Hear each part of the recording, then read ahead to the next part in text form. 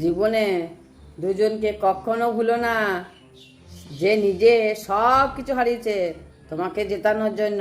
সে কে বলো তো? তোমার বাবা।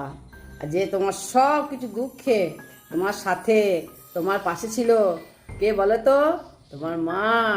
তাই এখনো অবধি কোনো পুরুষের ব্যাংক ব্যালেন্স, তার বাবার সম্পত্তি, তার ইনকাম অথবা কোনো বাহারে চাকচিক্য দেখে বন্ধু করিনি, ভালোবাসিনি। কেন বলো তো? ভাগ্যে আমার মা বাবা একটু ভালো শিক্ষা দিয়েছিল, সেই জন্যই এইটা আমি বুঝতে পেরেছিলাম। না মানুষ, না মন, না বাকি থাকা আশা, যা ছিল সব ওই একে একে চলে গেছে। কেউ অবহেলায়, কারো প্রয়োজনে।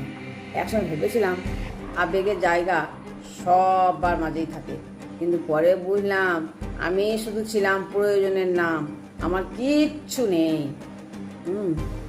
তখন সবাই আমাকে প্রয়োজনে ব্যবহার করে। আমার মা, আমার বাবা মানেই বলতো তুই বোকা।